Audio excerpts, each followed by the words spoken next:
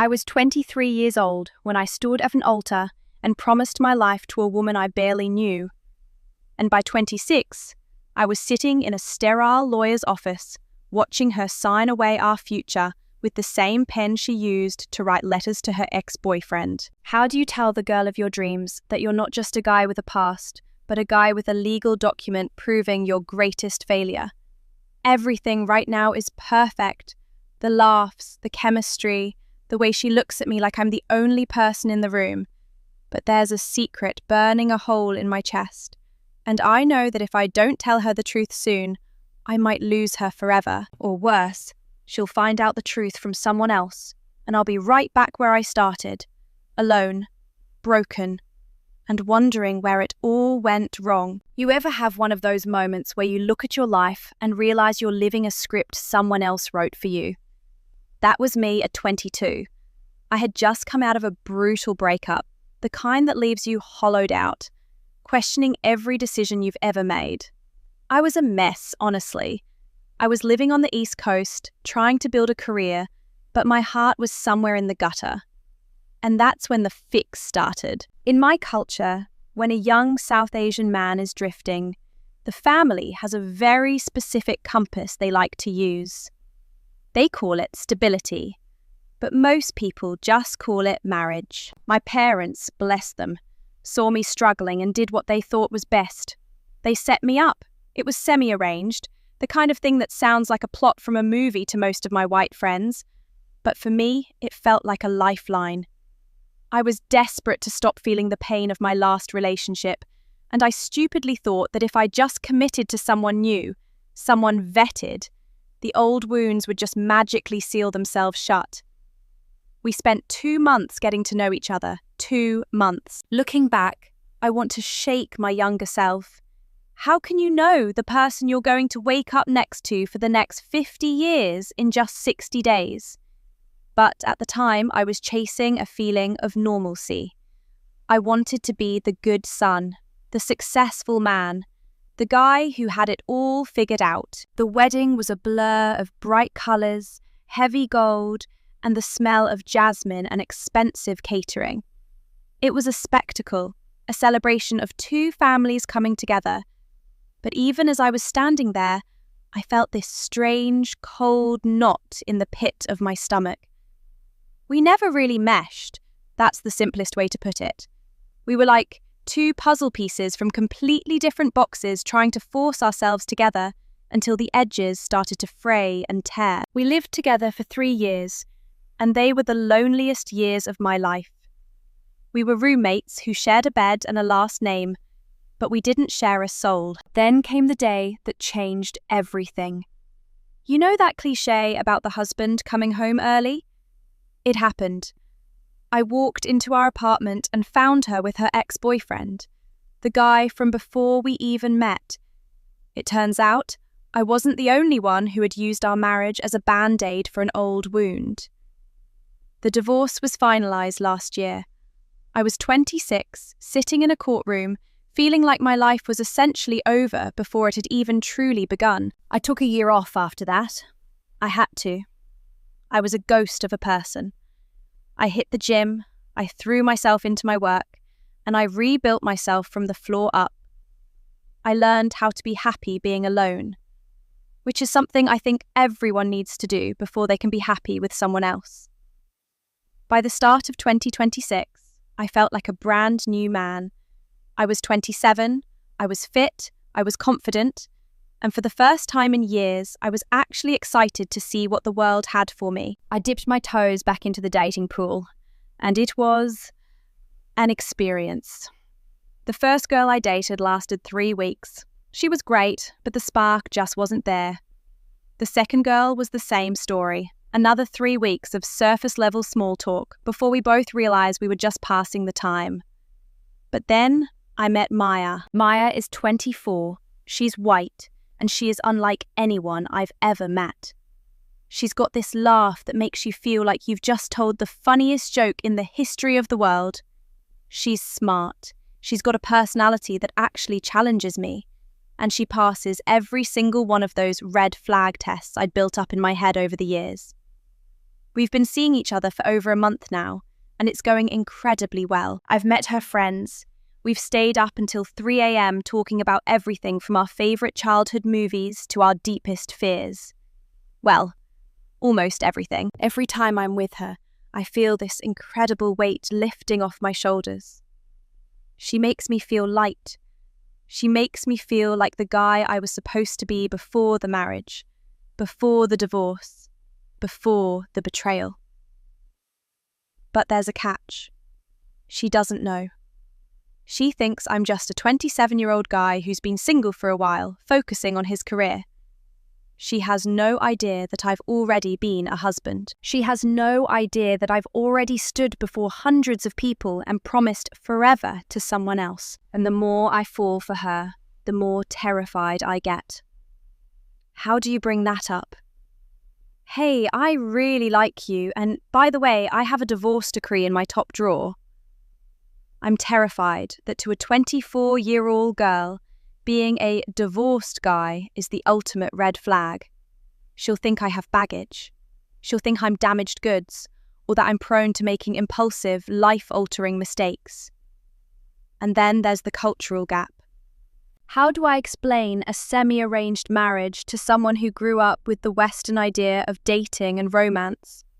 To her, it's going to sound like I lived in a different century. I'm sitting here, looking at my phone, waiting for her to text me back, and all I can think about is the look on her face when I finally have to tell her the truth.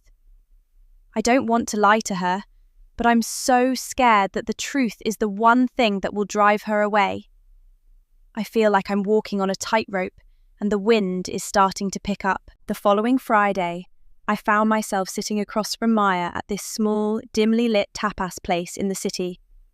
The kind of place where the music is just loud enough to cover other people's conversations, but quiet enough that every word she said felt like it was intended only for me.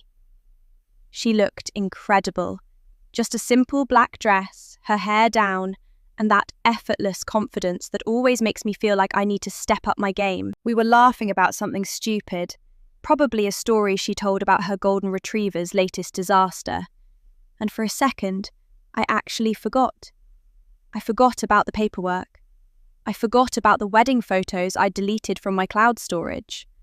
I forgot about the 3 years I spent sleeping on the far edge of a mattress, wondering how my life had become a prison of my own making. But then the conversation took that turn.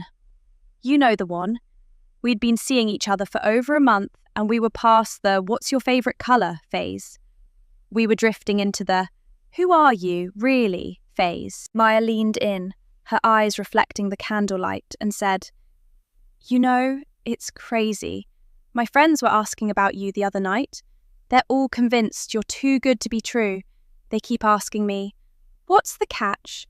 Why is this guy still single at 27? She laughed when she said it, a light, teasing sound, but to me, it felt like a spotlight had suddenly been swung into my face. My heart did this weird, heavy thud against my ribs. I took a sip of my drink, trying to buy myself a few seconds to breathe. This was it. This was the perfect opening. I could just say it. I could say, "Actually, there is a catch. I've already been married and I'm a divorcee." But the words wouldn't come. Instead, my brain started running through all the reasons why I should stay quiet. I looked at her clear, bright eyes and the way she lived her life with such simplicity.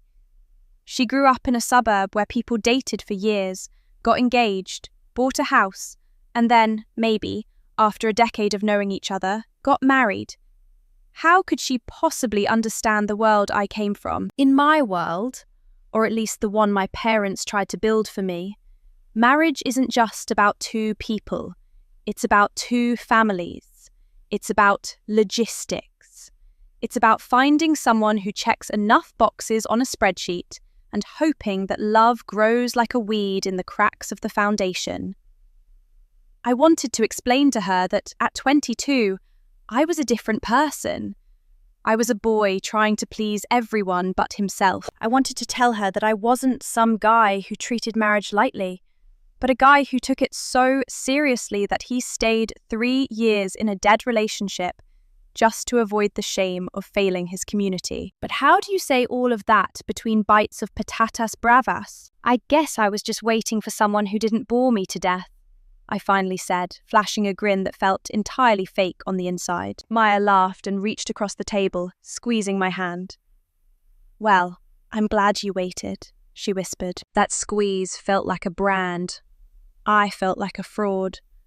I felt like every second I didn't tell her, I was building a skyscraper on a foundation of sand. The chemistry between us is electric. It's the kind of connection I never had with my ex-wife. With my ex, conversation was a chore. We talked about chores, about family drama, about what we were eating. With Maya, we talk about dreams. We talk about the future. But how can we have a future if I'm hiding a massive chunk of my past? Later that night, as I was driving home, the silence in the car felt deafening. I started thinking about the red flag labels. If I tell her now, is it a red flag that I waited a month? If I wait another month, does it become a lie? I know how people think. They hear divorced in your 20s and they immediately think instability. They think baggage.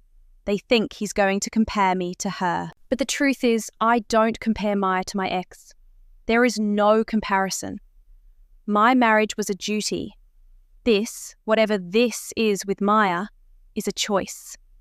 It's the first real choice I've made for myself in a long time. I keep playing the scene out in my head.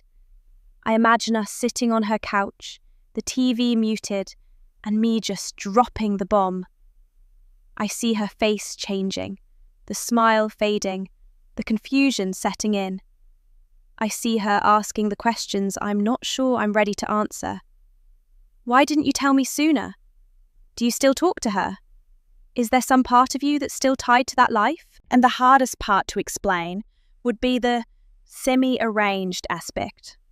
To her, that probably sounds like something out of a history book or a documentary. She's white, raised in a culture where dating is the ultimate vetting process. To tell her I got married after 2 months of getting to know someone, she's going to think I'm impulsive. Or worse, she's going to think I'm weak. That I let my parents dictate my entire existence. I spent the whole next day at the gym trying to sweat out the anxiety. I've worked so hard to become this new version of myself. I lost the weight, I gained the confidence, I fixed my mental health. I thought I had left that old version of me, the married version, in the rear-view mirror. But as I stared at myself in the mirror between sets, I realized that you can't just delete a chapter of your life because you didn't like the ending. It's still part of the book. I decided I was going to tell her on Sunday. We had plans to go for a hike, just the two of us. No loud music, no distractions, just the woods and the trail. I told myself that by the time we reached the summit, I would lay it all out. I would tell her about the breakup at 22 that broke my brain, about my parents' well-intentioned but disastrous matchmaking, about the 3 years of quiet desperation, and about the moment I walked in and saw the truth for myself. I needed her to know that I wasn't carrying dead-weight feelings. I needed her to know that my heart was completely open to her. But most of all, I needed to know if the man she was falling for was actually me, or just the version of me I was allowing her to see. Sunday morning came, and my stomach was in knots. I picked her up at 9 a.m. She was wearing leggings and an oversized hoodie, her hair in a messy bun, looking more beautiful than she did at the fancy dinner. She hopped into the car with a thermos of coffee and a huge smile. "Ready for an adventure?" she asked. "Yeah," I said, my voice cracking just a little. "A big one." As we started the drive toward the trailhead, she started playing a playlist she'd made for us. Every song felt like a reminder of what I stood to lose. We talked about nothing for 45 minutes, just easy, comfortable banter. And the whole time this voice in the back of my head was screaming, "Tell her now. Just say it. Don't wait for the top of the mountain. Just rip the Band-Aid off." But I didn't. I just kept driving, gripped the steering wheel a little tighter, and wondered if this would be the last day she ever looked at me this way. The air was crisp, that kind of early spring chill that bites at your nose but feels clean in your lungs. We were about 2 miles into the trail, the steady rhythm of our boots on the gravel serving as a metronome for my racing heart. Maya was ahead of me, her ponytail swinging back and forth, occasionally glancing over her shoulder to make sure I was keeping up. She looked so free. That's the word that kept coming to mind. Free. She didn't have the weight of an entire community's expectations on her shoulders. She didn't have a legal document in a file cabinet somewhere that defined her by her worst mistake. "You're quiet today," she said, slowing down so I could pull up alongside her. We were navigating a narrow stretch where the trees pressed in close, the sunlight filtering through the branches in jagged, golden needles. "Everything okay? You're not still thinking about that work project, are you?" "No," I said, forced a smile that felt heavy on my face. "Just enjoying the view. It's a steep climb." "It gets better at the top," she promised, reaching out to graze my arm with her hand. "The overlook is incredible. You can see the whole valley. It makes everything down there look so small." Small. I wished my past felt small. I looked at her, and for a second, I had this vivid flashback of my ex-wife. I remembered sitting in a crowded living room with our parents, the air thick with the smell of cardamom tea and the unspoken pressure to say yes. I remembered how I felt then, suffocated, like I was playing a character in someone else's play. I looked at the girl I had married and felt nothing. Just a dull sense of obligation. We were two strangers who had been told we were a perfect match because our backgrounds aligned and our families liked the same prestige. Contrast that with Maya. With Maya, every conversation felt like a discovery. I knew her favorite childhood book. I knew why she was afraid of thunderstorms. I knew the exact way she liked her eggs. I had learned more about Maya in 1 month than I had learned about my wife in 3 years. And yet, there was this massive, jagged piece of the puzzle missing. As we climbed higher, the trail got tougher. My lungs were burning, but it was nothing compared to the pressure in my chest. I started thinking about the red flag tests. I had put Maya through so many of them without her even knowing. I watched how she treated waiters, how she handled stress, how she talked about her exes. She was perfect. She was kind, she was emotionally intelligent, and she was honest. That was the kicker. She was so damn honest. She'd told me about her awkward high school phases, her failed art projects, the time she got fired from a summer job. She was laying herself bare, and I was standing there in a suit of armor, pretending it was just my skin. I thought about the word divorced. It's such a heavy word. It sounds like a crash. It sounds like a failure. In the South Asian community, especially among the older generation, it's a mark. It's something people whisper about at weddings. "Did you hear about so-and-so's son? Yeah, it didn't even last 3 years. Such a shame." I had spent a year washing that shame off me. I had convinced myself that I was a brand new man, but as I followed Maya up that mountain, I realized you don't get to be a brand new man. You just get to be a man who's lived a little more. "Almost there!" Maya shouted, her voice echoing off the rock face. She scrambled up a final set of stone steps and vanished over the crest. I took a deep breath, wiped the sweat from my forehead, and followed.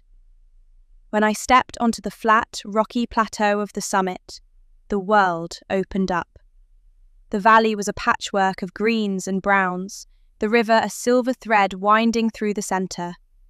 It was breathtaking. Maya was standing at the edge, her arms spread wide, taking in the wind. She looked like a painting. She turned to me, her face glowing with exertion and pure joy. "See? I told you it was worth it." I walked over to her, but I didn't look at the view. I looked at her. "Maya, I need to tell you something." The tone of my voice must have shifted the entire atmosphere. The joy in her expression didn't vanish, but it tilted into something more cautious. She let her arms drop to her sides and stepped toward me. Okay, you're scaring me a little, my name. What's up? My mouth felt like it was full of sand. I looked out over the valley, trying to find the words. How do you explain a semi-arranged marriage to a girl who grew up on Taylor Swift songs and rom-coms? How do you tell her that at 23, you were so lost and so desperate to please your parents that you signed your life away to a stranger? I haven't been entirely open with you about my past, I started. I could feel my pulse thumping in my fingertips. And it's not because I wanted to lie to you. It's because I am terrified of how you'll look at me when I say it. Maya took another step closer, her eyes searching mine. She didn't interrupt. She just waited, her silence giving me the space I needed to destroy the version of me she thought she knew. I've been married before, I said. The words felt like lead falling out of my mouth. I watched her eyes. They widened, just a fraction. She didn't pull away, but she went very still. I was 23, I continued, the words coming faster now, like a dam had broken. It was semi-arranged. My parents set us up. I had just gone through a really bad breakup. I was depressed, and I thought, stupidly, that if I just followed the path they set for me, everything would be okay. We got married after knowing each other for 2 months. It was a disaster from the start. We weren't right for each other. We spent 3 years living like strangers in the same house. And then I found out she was seeing someone else. Her ex. We got divorced last year. I stopped. I couldn't look at her anymore. I looked down at my boots. The wind was whipping around us. And for a long moment, the only sound was the rustle of the trees below. I waited for the, oh, or the, I think I need some space, or the look of pity that I dreaded more than anything. I waited for her to realize that the guy she thought was too good to be true was actually just a guy with a lot of complicated, messy history. Last year? She finally asked. Her voice was quiet, impossible to read. Yeah, it was finalized about 12 months ago. I took the whole year to myself. I didn't date. I didn't do anything but work on myself. I thought I was ready. I am ready. But I didn't know how to tell you that I come with this. Why didn't you tell me on the first date? She asked. There wasn't anger in her voice, just a raw kind of curiosity. Because I wanted you to know me first, I said, finally looking up. My eyes were stinging. I was scared that if I told you on day one, you'd just see the divorced guy. You'd see the guy who couldn't make it work. You'd see a red flag and you'd run. And I didn't want you to run, Maya. I've never felt like this with anyone, not even close. Maya looked away from me then, out toward the horizon. She stayed like that for what felt like an eternity.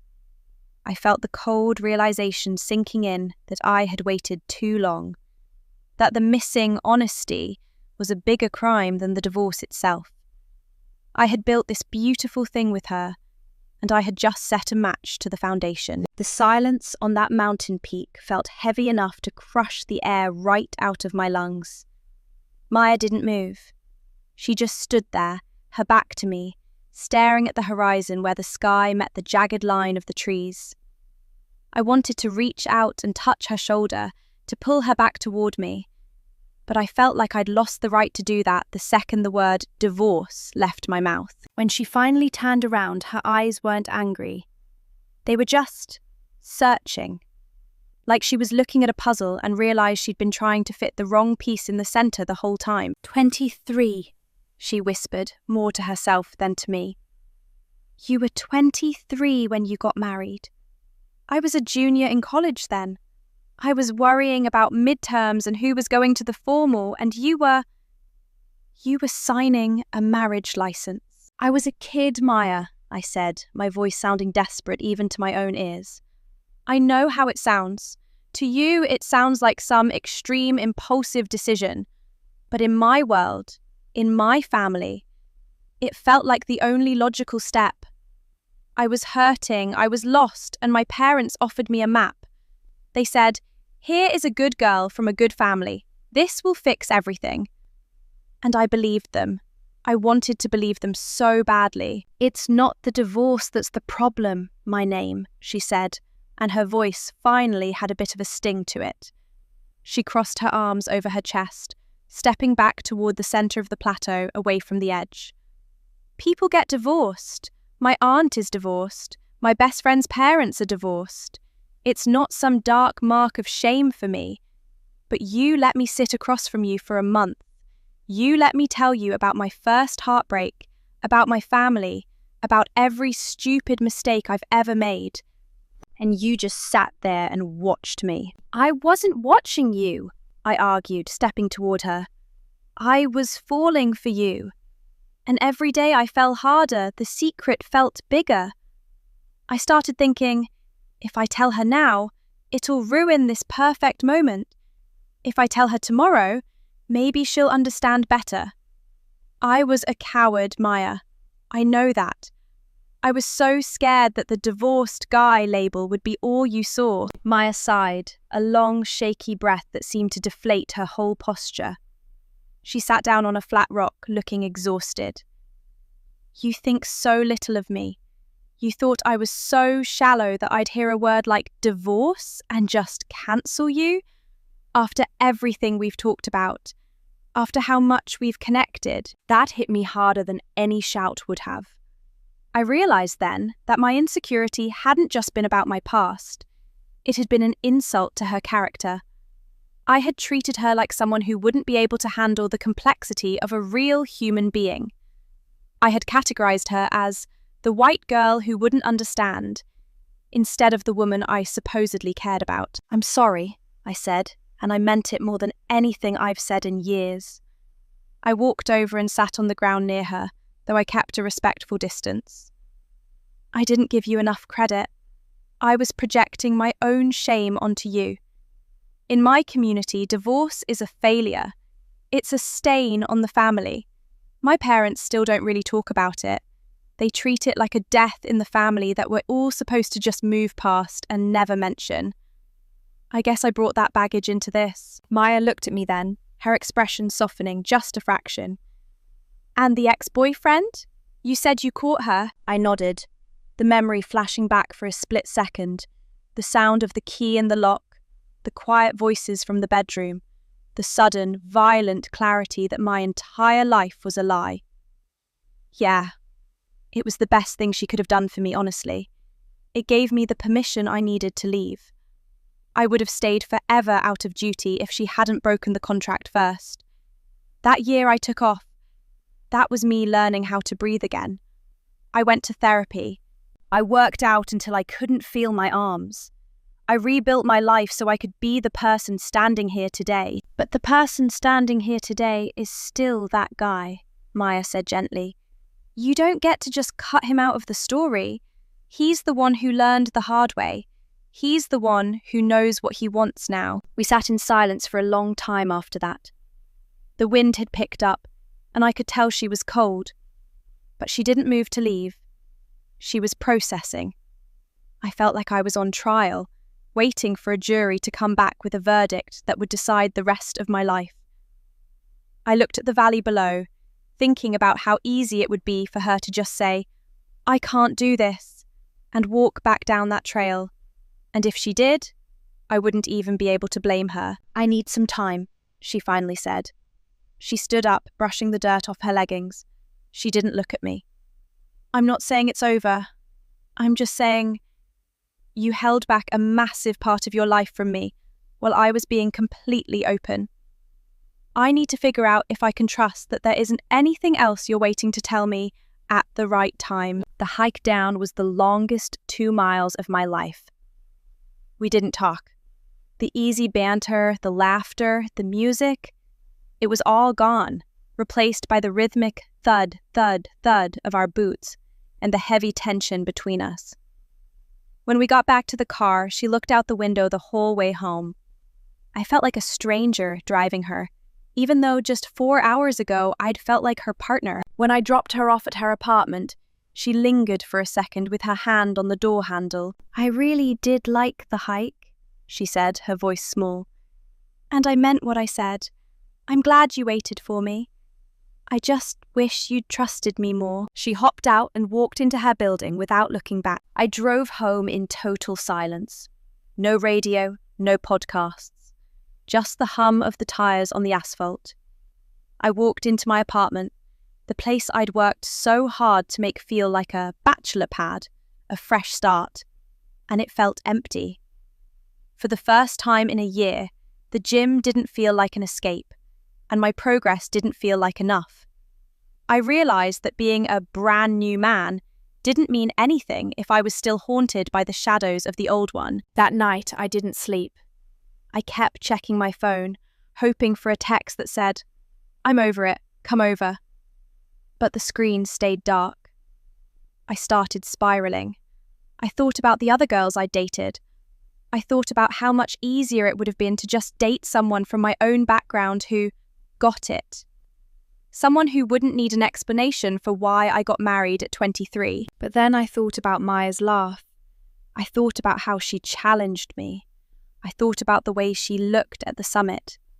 And I realized that the reason I was so scared to lose her wasn't just because she was pretty or fun. It was because she was the first person who made me feel like I didn't have to follow a script. And I'd almost ruined it by trying to write a script for her. The next 3 days were a blur of anxiety. I went to work, I went to the gym, I ate my meals. But I was a ghost.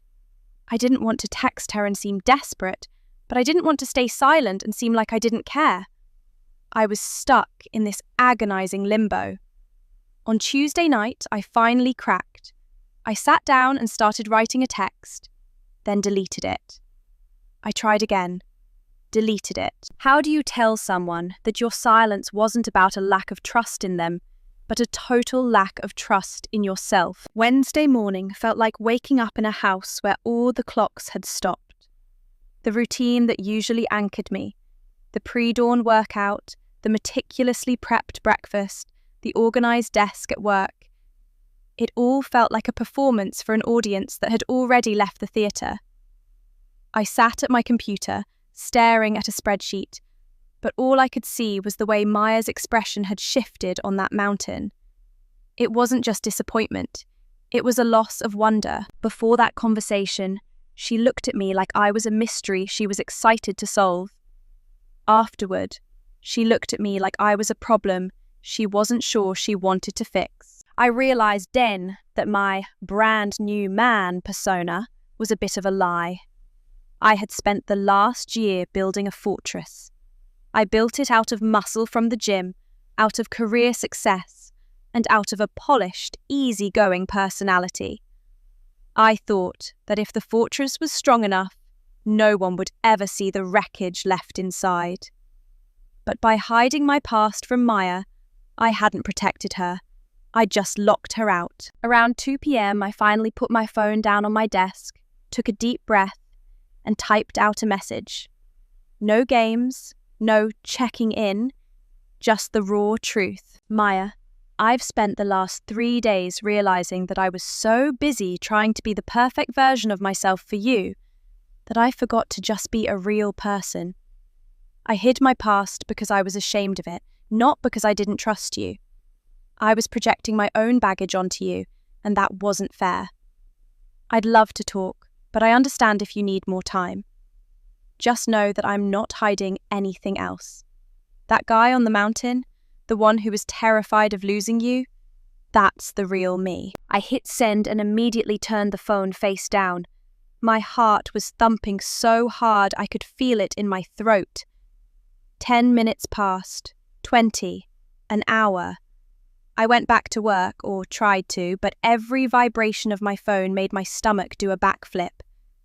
Finally, at nearly 5 p.m, a notification popped up. Meet me at the park by the river, 6:30. Let's just walk. I was there at 6:15. I paced the paved path along the water, watching the sunset paint the sky in bruised purples and oranges. When I saw her walking toward me, she wasn't wearing the hiking gear or the dress from the tapas place. She was just in jeans and a leather jacket, her hands shoved deep into her pockets. She looked tired. "Hey," she said, stopping a few feet away. "Hey," I replied. "Thanks for coming." We started walking. The silence wasn't as heavy as it was on the trail, but it was still there, a thin veil between us. I did a lot of thinking, Maya said, her eyes fixed on the path ahead. I talked to my sister about it. I even looked up what semi-arranged marriage actually looks like in 2024. I realized I didn't know anything about it. I was judging it based on movies and what I'd heard in passing. It's not like the movies, I said quietly. It's not some grand tragedy or a forced union. It's a lot of pressure. It's your parents telling you they love you and they want you to be happy, and then handing you a person and saying, "This is how you get there." And when you're 22 and your world is falling apart, you want to believe they have the answer. "Why did you stay for 3 years?" she asked. This was the question I'd been fearing. To someone who grew up with the freedom to leave a relationship whenever it stopped serving them, 3 years in a miserable marriage sounds like a lifetime. Because in my culture, you don't just leave, I explained. Divorce isn't just a breakup. It's a confession to your entire community that you failed. I didn't want to be the one to break my parents' hearts. I didn't want to be the gossip at the next Eid dinner or the next wedding. So I tried. I really, really tried. I thought if I worked harder, if I bought a nicer car, if I was a better provider, eventually we'd click. But you can't build a fire with damp wood, Maya. No matter how much you blow on the embers, it's just going to smoke. Maya stopped walking and turned to face me. The river was rushing behind her, a steady, low roar. "And the ex? How did you feel when you found out?" I took a breath, feeling that old, familiar sting. "Relieved," I admitted. The word felt scandalous, but it was the truth. I was heartbroken, yeah. My ego was crushed. But under all of that, there was this tiny, quiet voice that said, "Now you can go." She gave me the exit I was too scared to take myself. And that's the part I'm most ashamed of. That I wasn't strong enough to leave until I was betrayed. Maya looked at me for a long time. The wind caught her hair, blowing it across her face, and she tucked it behind her ear. "You're not that person anymore," she said. It wasn't a question, it was an observation. "I'm trying not to be," I said. "But that's why I was so scared to tell you. I didn't want you to see that guy, the one who was too weak to stand up for himself. I wanted you to see the guy who has his life together." "But I like the guy who doesn't have it all together," she whispered. "The guy who has his life together is boring. He's a cardboard cutout. I liked you because you felt deep. I just didn't know how deep the water went." She took a step closer, and for the first time in days, the tension in my shoulders began to dissolve. "I'm not going to lie and say it doesn't change things," she continued. "I'm 24. The idea of being with someone who's already had a forever with someone else, it's a lot to wrap my head around. I have to wonder if you're looking at me and seeing all the things she wasn't. I don't want to be a correction for your past mistakes." "You aren't," I said, my voice thick with emotion. "You're the first person I've ever chosen for myself. Every other major decision in my life, my college, my career, my marriage, felt like it was guided by someone else's hand. You are the first thing that is mine. And I'm sorry I didn't protect that by being honest from the jump." Maya reached out then, her fingers grazing my hand before she finally gripped it. Her skin was cold, but the connection felt like a lightning bolt. "Don't hide from me again," she said, her voice firm. "Even the ugly stuff, especially the ugly stuff. If we're going to do this, we're doing it with the lights on." I felt a surge of hope so strong it almost made me dizzy. We walked for another hour, but the conversation shifted. It wasn't about the divorce anymore. It was about us. We talked about how to move forward. I told her about the gym, not as a way to fix myself, but as a way to find discipline when my life felt chaotic. She told me about her own insecurities, the fear that she wasn't grown up enough for someone who had lived through so much. When I walked her back to her car, the air felt different. It was still the same night, the same park, but the world felt wider. I felt like I'd finally stopped holding my breath. But as I drove home that night, a thought occurred to me. Telling Maya was the first step. But my past wasn't just a story I told. It was a reality that still existed. My ex-wife was still out there. My parents still had their opinions. And the world I had come from wasn't just going to vanish because I'd found a girl who understood me. I realized that the lights-on approach meant that eventually these two worlds, my traditional, complicated past and my bright Western future, were going to collide. And I wasn't sure if Maya, or I, was ready for the impact. The following Sunday, I found myself doing something I hadn't done in months. I was driving back to my parents' house for dinner. It's funny how a place that's supposed to represent safety and roots can sometimes feel like a minefield when you're trying to grow into someone new. As I pulled into the driveway of the brick suburban home I grew up in, I felt that familiar tightening in my chest. This was the epicenter of the earthquake that had leveled my early 20s. This was where the plan was hatched. This was where my mother had sat me down with a cup of chai and a stack of photos, her eyes full of a hope that I felt too guilty to extinguish. I stepped inside, and the house hit me with a wave of nostalgia and suffocating expectation. The air was thick with the scent of slow simmering lamb curry, turmeric, and the underlying sweetness of cardamom. My mother was in the kitchen, her bangles clinking against the counter as she prepped the table. My father was in the living room, the evening news playing at a volume that was just a little too loud. To them, the world was back to normal. I was their son again, the single son, the recovered son. But they didn't know about the girl in the leather jacket. They didn't know about the hike. They didn't know that I had finally stopped following their map. "You look thin," my mother said as soon as she saw me, the standard greeting in every South Asian household. She reached up to cup my face, her eyes scanning me for signs of the sadness she still associated with my divorce. "Are you eating enough? You spend too much time at that gym. You need real food, not those shakes." "I'm fine, Ma," I said, giving her a quick hug. "I'm healthy. I feel better than I ever have." We sat down to eat, and for the first 20 minutes it was the usual talk. My job, my brother's kids, the local community gossip. But I could feel the question hanging in the air, the one they'd been itching to ask since the ink dried on my divorce papers. My parents are good people. They didn't mean to ruin my life the first time. They truly believed they were saving me from myself. And in their minds, the only way to truly fix a broken marriage was to replace it with a better one. "You know," my father said, wiping his mouth with a napkin, his voice dropping into that serious paternal tone that always preceded a suggestion. "I was talking to your Uncle Salim the other day. His daughter, Zoya, she just finished her master's. She's a lovely girl, very traditional, very smart.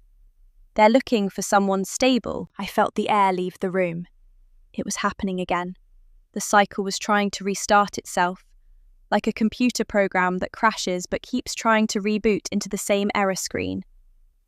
I looked down at my plate, at the rice I was suddenly too nauseous to swallow. "Dad, I'm not interested," I said, trying to keep my voice steady. "It's just a meeting," my mother added, leaning in. "A coffee, no pressure. We just want to see you happy. You're 27 now. You don't want to wait too long. People start to talk.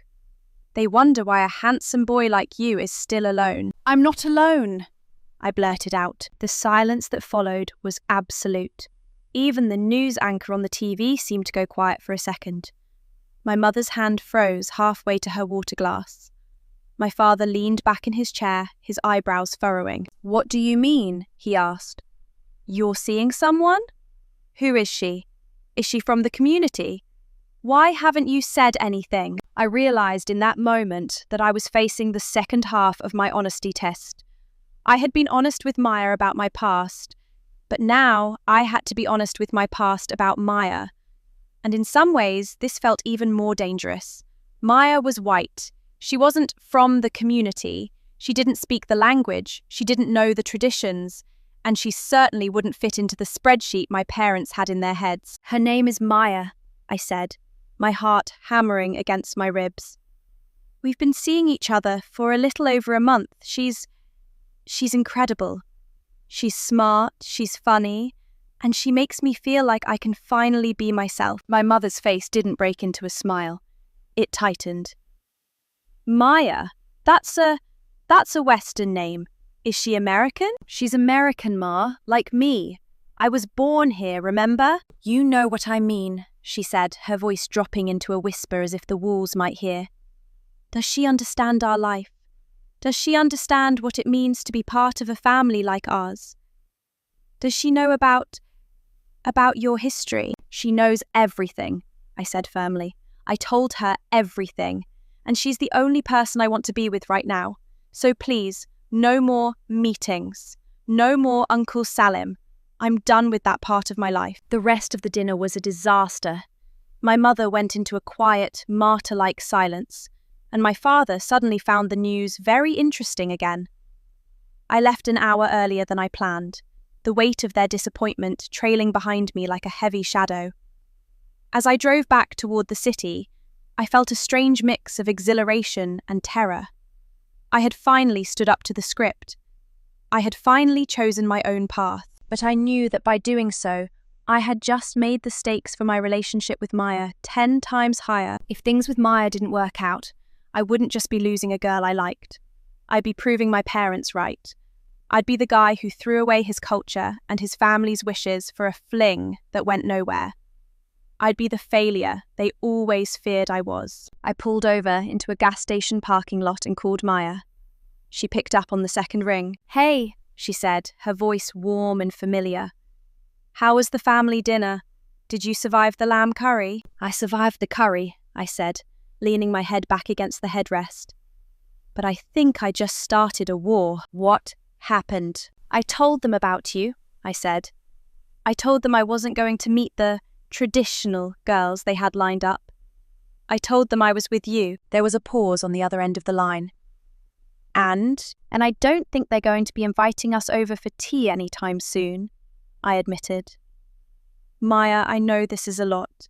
I know I'm a guy with a divorce, a complicated family, and a culture that feels like it's constantly trying to pull me backward. But I want you to know that I'm choosing this. I'm choosing you. Even if it means making things difficult with them." "I'm glad you told them," Maya said softly. "But you don't have to carry it all alone. If we're doing this with the lights on, that means I'm in the room with you, okay? We'll figure it out." I hung up the phone, feeling a little lighter. But the feeling didn't last long. I realized that the lights on approach was about to get a lot brighter. I had spent so much time worrying about whether Maya would accept my past, but I hadn't even begun to think about how my past would accept Maya. And I knew, deep down, that the real test was yet to come. It wasn't just about a conversation on a mountain or a dinner with my parents. It was about whether two people from such vastly different worlds could actually build a bridge that was strong enough to hold them both. I started the car and headed home, but as I merged onto the highway, my phone buzzed in the cup holder.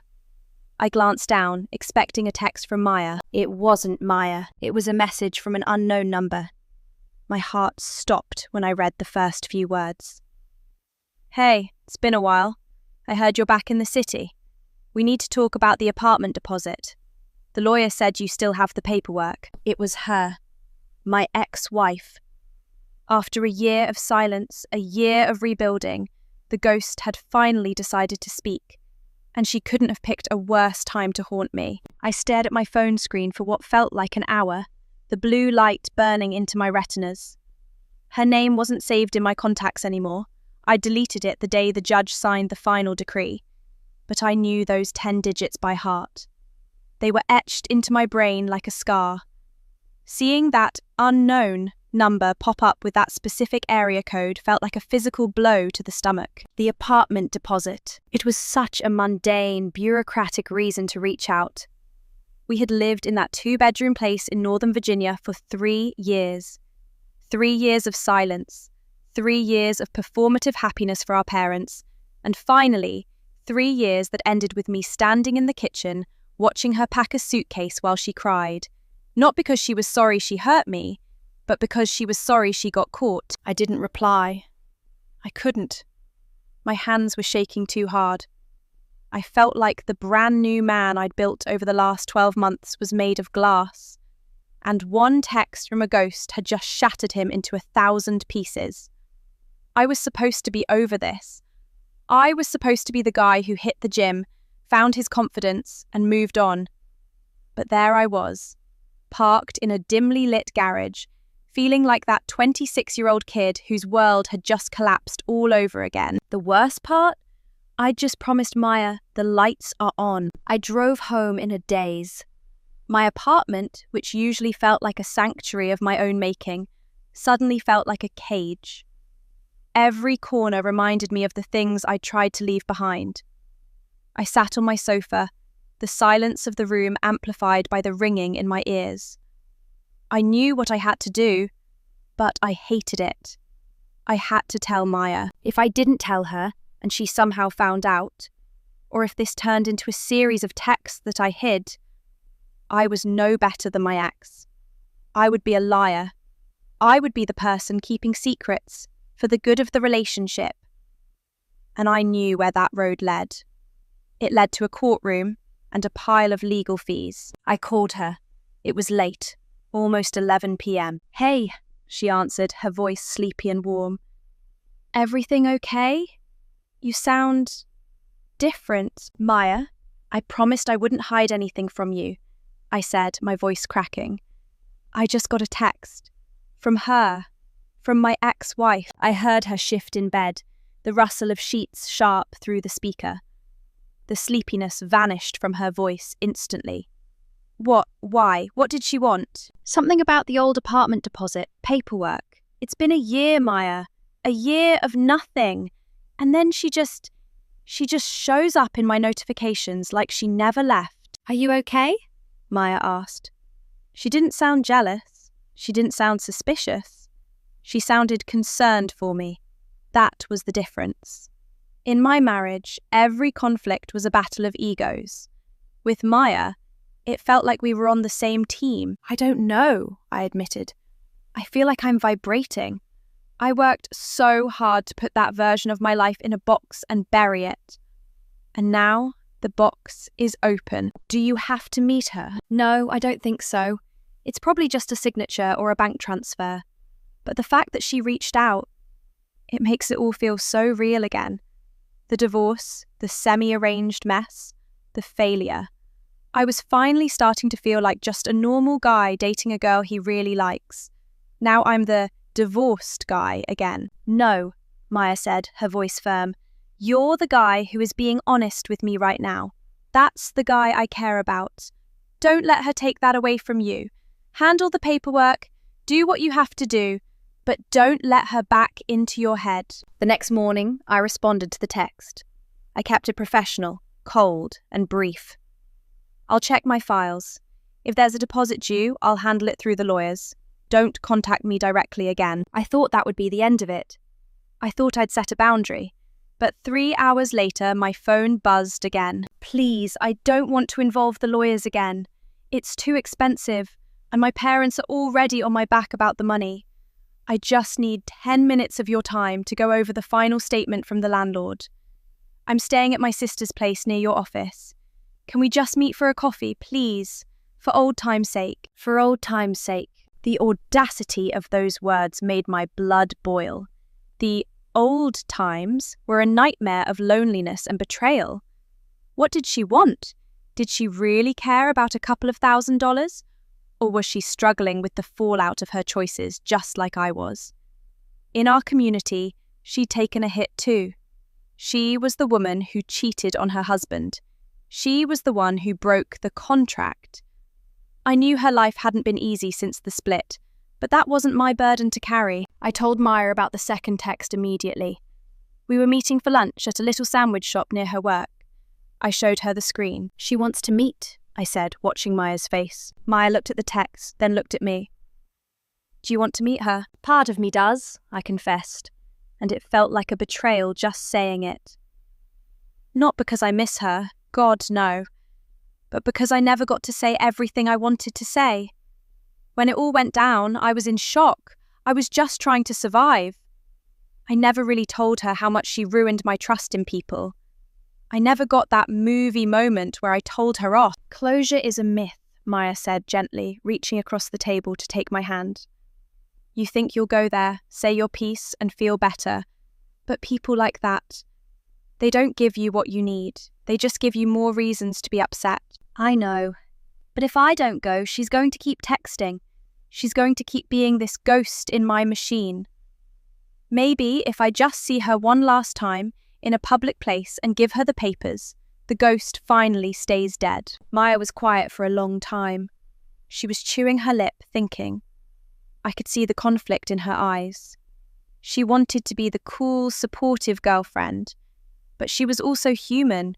She was 24, in a relatively new relationship with a guy who was still entangled in the wreckage of a marriage. If you go, Maya said, I want to come with you. I blinked. What? To the meeting? Not at the table, she clarified. I'll sit in the car, or at a different table. But I want to be there. I want to be the reminder of what your life looks like now. I don't want you going back into that world alone. I looked at her blonde hair, her bright eyes, her genuine heart. And then I thought about my ex-wife, the woman who represented the expectations of my parents and the failure of my past. The contrast was staggering. You'd really do that? I asked. I told you, she said, a small, brave smile forming on her lips. Lights on. I'm in the room with you. We set the meeting for Thursday at a Starbucks halfway between our offices. The plan was simple. I'd bring the folder of old apartment documents. We'd discuss the deposit for 10 minutes. I'd get her signature on a release form my lawyer had emailed me. And I'd walk away forever. But as we pulled into the parking lot on Thursday afternoon, I felt a level of anxiety I hadn't felt since my wedding day. Maya squeezed my hand one last time before I got out of the car. You've got this, she whispered. Remember who you are now. I walked into the coffee shop, the bell above the door ringing like a funeral knell. I scanned the room, and there she was, sitting in a corner booth, wearing a traditional salwar kameez, a stark contrast to the world outside. She looked exactly the same, yet like a stranger from another lifetime. As I walked toward her, my heart wasn't racing anymore. It had gone cold. I realized that the brand new man wasn't made of glass after all. He was made of something much stronger. But I also realized that my ex hadn't asked me here for the money. I could see it in the way she was holding her coffee cup, her eyes red and swollen. She wasn't there to settle a debt. She was there to pull me back into the dark. The bell above the door felt like a starter pistol. I walked toward the corner booth, every step heavy with the weight of 3 years of a hollow marriage. She looked up as I approached, and for a split second, I saw a flash of the woman I used to know. The one who would smile for the cameras at family weddings and then turn into a ghost the moment we were alone in our apartment. She was wearing a deep navy salwar kameez, her hair pulled back tight, looking every bit the good daughter our parents had always wanted. You came, she said. Her voice was thin, lacking the sharp edge I remembered from our final arguments. I brought the paperwork, I said, sliding into the seat opposite her. I didn't take off my jacket. I didn't order a drink. I placed the manila folder on the table between us like a shield. The landlord confirmed the deposit was held because of the damage to the floor in the second bedroom. Here's the itemized list and the remaining balance. I've already signed the release.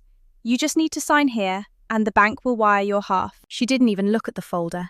She just stared at my hands. You look different, she whispered.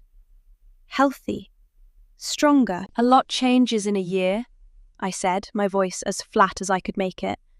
Sign the paper, please. I have somewhere to be. Is it her? She asked, her eyes finally meeting mine. They were rimmed with red, the skin underneath them bruised with exhaustion. My mother told me. She heard from your mother. You're seeing an American girl, a white girl. I felt a surge of anger, but I forced it down. Our community was a small world, a web of aunties and phone calls where secrets went to die. Her name is Maya, and yes, I'm seeing her, but that's not why we're here. Do you love her? That is none of your business, I snapped. I'm here for the apartment deposit, that's it. She let out a short, bitter laugh and finally reached for the pen. But she didn't sign. She just twirled it between her fingers. You think you've escaped, don't you? You think you can just walk away from everything we were, everything our families built, and just be someone else? My life is a mess. My parents barely speak to me. The guy, the one I was seeing, he's gone. He didn't want the divorced girl baggage once the thrill of the secret was over. I'm living in my sister's guest room, listening to her husband complain about me every night. I looked at her, and for the first time I didn't feel rage. I felt a profound, hollow pity. She was a victim of the same system I was, but she had tried to cheat the system instead of breaking it. She had tried to have her cake and eat it too, and now she was left with nothing but the crumbs. I'm sorry your life is hard, I said, and I realized I actually meant it. Truly. But you made your choices. I stayed in that marriage for 3 years because I believed in duty. You stayed because you were scared of being alone. We both failed. But the difference is, I'm not looking back anymore. My father wants me to move back home, she said, her voice trembling. He wants to start looking again. He thinks if we find someone older, maybe a widower, someone who understands mistakes. I can't do it again. I can't go back into that cage. She looked at me then, and for a terrifying second I saw a plea in her eyes. It was a look I recognized, the same look she'd give me when we had to go to a family dinner and pretend we were happy. She was looking for an ally.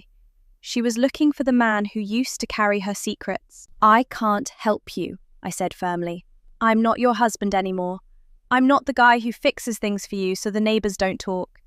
You have to stand up for yourself, just like I had to. She stared at me for a long moment, the silence between us filled with the hiss of the espresso machine and the muffled chatter of people who had no idea their lives were so simple. Finally, she leaned down and scribbled her name on the document. She pushed the folder back toward me. Go to her then, she said, her voice regaining some of its old bitterness. Go to your lights-on life, but don't think they won't try to pull you back. Your parents, my parents, they don't like it when the script changes. I stood up, tucked the folder under my arm, and walked out. I didn't look back. I didn't want to see her sitting there alone in her navy blue suit, a ghost in a coffee shop. When I stepped out into the parking lot, the sunlight felt blinding. I walked toward my car, and I could see Maya's silhouette through the windshield. She was reading a book, her feet up on the dashboard, looking like the picture of peace. When she saw me, she dropped the book and hopped out of the car, meeting me halfway. You okay? She asked, her eyes scanning my face for damage. I didn't say a word. I just pulled her into a hug, burying my face in her shoulder. I could smell her shampoo, something bright and citrusy, and the warmth of her skin through her jacket. She felt real. She felt like the present. It's over, I whispered. The ghost is gone. Did you get the signature? I got everything I needed, I said, pulling back to look at her. Maya, she asked if I loved you. Maya went still, her breath hitching in her throat. And what did you say? I told her it was none of her business, I said, a small smile finally breaking through the tension. Because I didn't want her to have even a piece of what we have. But if you're asking, the answer is yes. I think I've known since the top of that mountain. Maya's eyes filled with tears and she laughed, a bright, clear sound that erased the memory of the coffee shop entirely. Good, she said, grabbing my hand, because I've known since the tapas place. Now, can we please get out of this parking lot? I'm starving. We drove away, And for the first time in years, I didn't check the rearview mirror to see who was following me. I wasn't worried about my parents' disappointment or the community's gossip. I was 27, I was divorced, and I was deeply, hopelessly in love with a woman who knew every single one of my secrets and chose to stay anyway. But life isn't a movie, and the credits don't just roll because you've had a breakthrough. 2 weeks later, I got a phone call that changed everything. It wasn't my ex-wife, and it wasn't a lawyer. It was my brother. And his voice was shaking. "You need to come home," he said. "Dad, he had a heart attack. He's in the ICU. And Ma, she's telling everyone it's because of the stress you've put on the family." The war hadn't ended. It had just moved to a new front. And this time, I wasn't sure if I could win without losing the person I cared about most. The drive to the hospital felt like a descent into a nightmare I'd spent my whole life trying to wake up from. Every mile I travelled away from the city and toward the suburbs felt like a mile back in time. The brand new man with the gym membership and the confident stride was gone, replaced by the terrified boy who just wanted his father to be okay. But under that terror was a cold, sharp shard of resentment. My brother's words, "Ma is telling everyone it's because of the stress you've put on the family," echoed in the cabin of my car like a physical weight. How do you fight that kind of accusation? How do you defend yourself against the idea that your pursuit of happiness literally broke your father's heart? In my culture, shame isn't just a feeling, it's a biological weapon. It's used to keep you in line, to keep you following the script, and to make sure you never, ever prioritize your own soul over the family's image. I pulled into the hospital parking lot at 2 a.m. The building was a giant, glowing monolith of glass and steel, standing silent in the dark. I ran through the lobby, my breath hitching in my chest, and found the ICU waiting room. It was exactly what I feared. My mother was there, surrounded by a circle of aunties and cousins, her head covered in a shawl, her eyes swollen and red. My brother, Bilal, was standing by the vending machines, looking like he hadn't slept in a week. As soon as I walked through the sliding doors, the room went quiet. It was that heavy, judgmental silence I'd grown to loathe. The aunties didn't look at me. They looked past me, whispering behind their hands. My mother stood up, her movements slow and dramatic. "You're here," she said. Her voice wasn't loud, but it carried across the room like a whip. "Finally! Your father has been calling for you since they brought him in. Is he okay, Ma? What did the doctors say?" I asked, stepping toward her. She didn't answer. She just looked at me with a mix of grief and accusation that made me want to shrink into the floor. "The doctors say his heart is weak, but I know why it's weak. He hasn't slept since that dinner. He hasn't eaten. He's been sitting in his chair, staring at the wall, wondering where he went wrong with his eldest son. He gave you everything, my name. He gave you a life, a career, a good marriage, and you threw it all away for what? For a girl who doesn't even know who we are." "Ma, this isn't the time," Bilal said, stepping in between us. "He's in the ICU. Let's just focus on Dad." "This is the time," she cried, her voice rising, drawing the eyes of every stranger in the waiting room. "He needs to see what his choices have done. He needs to see the cost of his freedom." I felt like I was suffocating. I wanted to scream that my father had high blood pressure for 10 years, that he ate red meat every day, that he refused to exercise. But I knew it wouldn't matter. In the narrative my mother was building, I was the villain. I was the one who had pulled the trigger. They let me in to see him 10 minutes later. The ICU was a place of sterile, rhythmic noises. The hiss of the ventilator, the steady electronic beep, beep, beep of the heart monitor. My father looked small. That was the first thing I noticed. He had always been this towering figure in my life, the man whose approval I chased like a ghost. Now he was just an old man hooked up to a dozen wires, his skin the colour of parchment. I sat down next to his bed and took his hand. It was cold. He opened his eyes, his gaze unfocused until it finally landed on me. "You came," he rasped. "Of course I came, Dad." "I'm right here." He gripped my hand with a surprising amount of strength. "I was worried. I thought you were gone. I thought you had left us for good." "I haven't left you, Dad.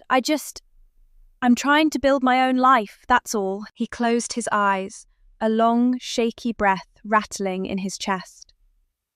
"A life without us? A life that makes your mother cry every night. Is she worth it, my name? Is she worth all of this?" I didn't answer. I couldn't. Looking at him there, so vulnerable and broken, I felt the resolve I'd built with Maya starting to crumble. This was the guilt at its most potent. It wasn't just a lecture anymore. It was a life or death situation. I felt the old script sliding back into place. Be the good son, make the sacrifice, fix the family. I stayed at the hospital for the next 48 hours. I didn't go home. I didn't go to the gym. I barely ate.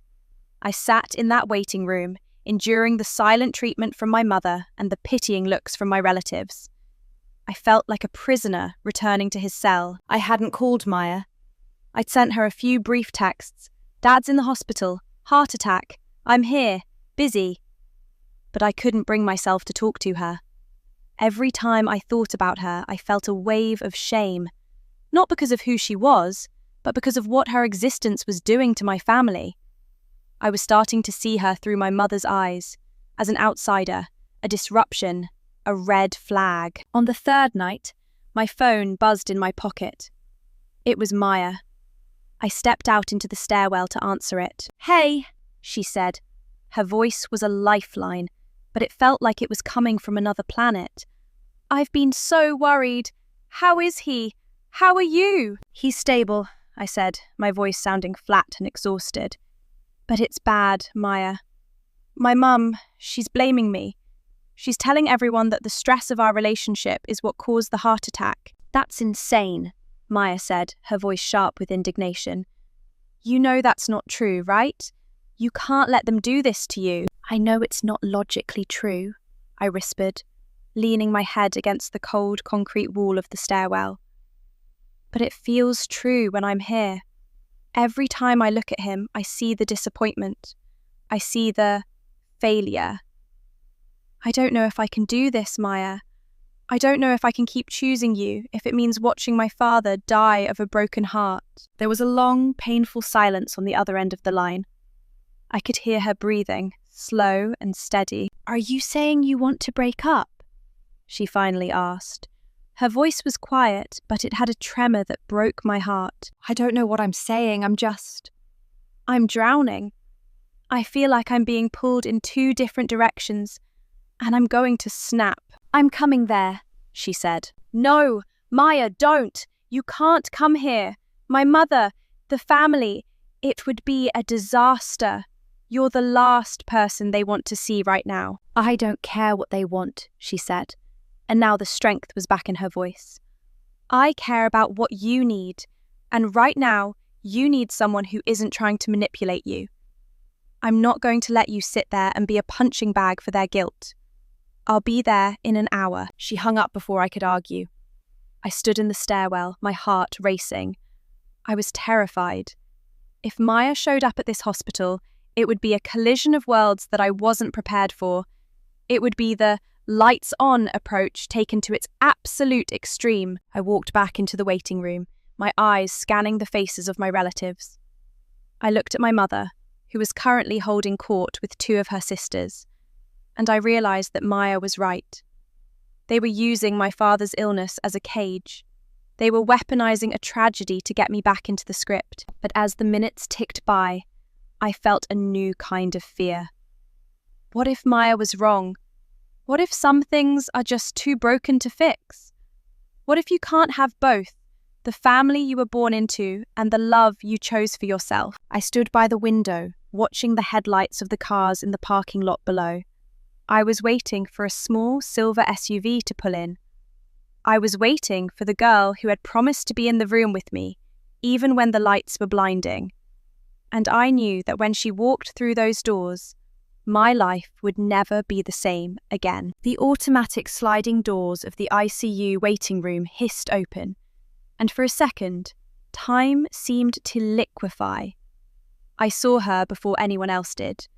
Maya was standing there in her tan trench coat, her hair slightly windswept from the drive, looking like a burst of colour in a room that had been grey for 3 days.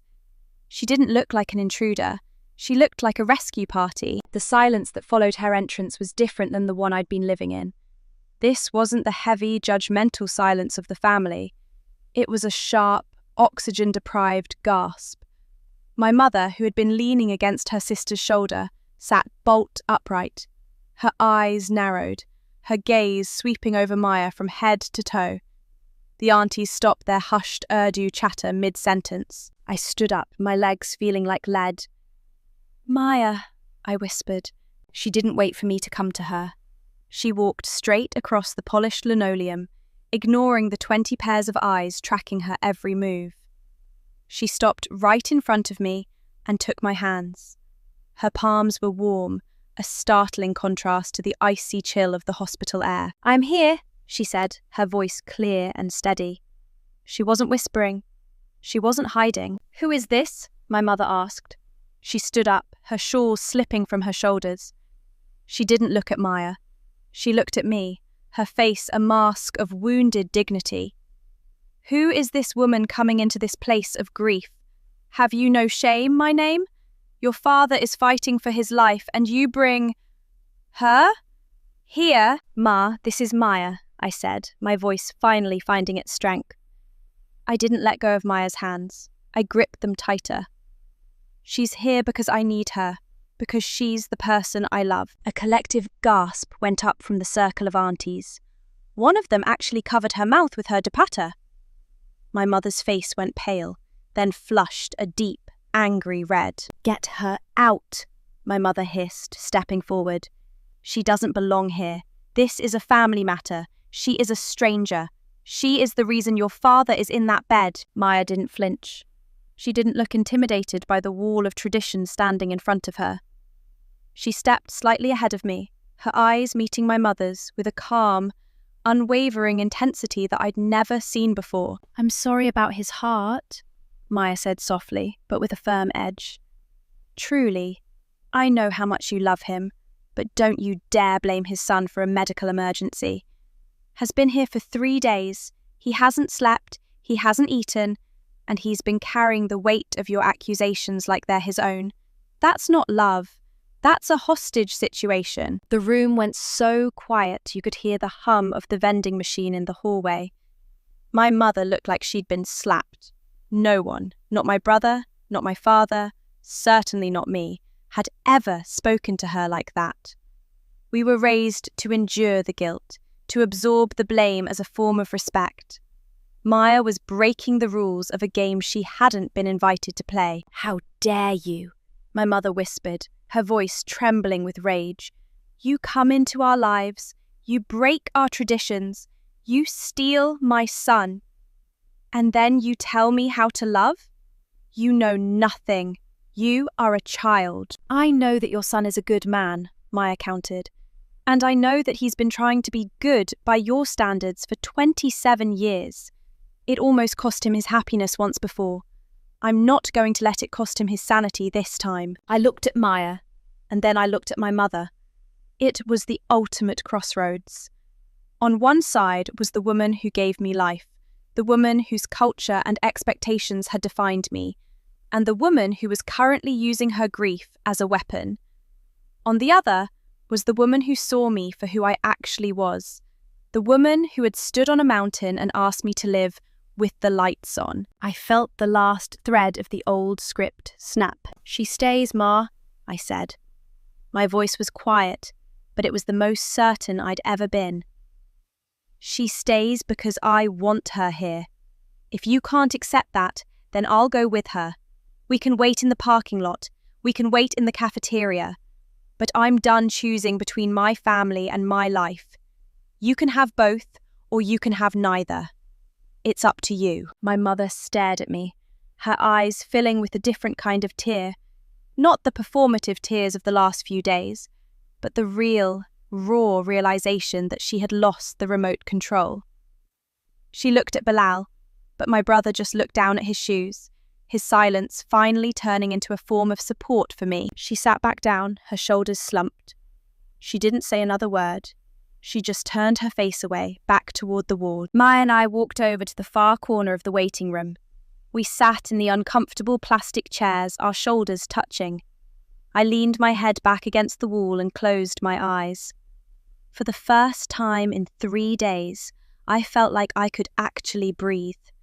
The war wasn't over, not by a long shot, but the first battle had been fought, and for the first time in my life, I hadn't surrendered. 2 hours later, the ICU doors opened. A doctor in green scrubs walked out, looking tired but optimistic. Family of, father's name. We all stood up. My mother rushed forward, but I was right behind her. He's doing much better, the doctor said, a small smile appearing on his face.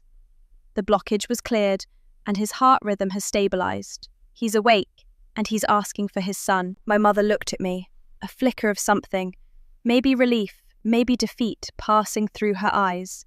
She stepped aside, letting me through the doors first. I walked into the ICU room. My father was propped up on the pillows, the oxygen mask replaced by a simple nasal cannula. He looked pale, but the light was back in his eyes.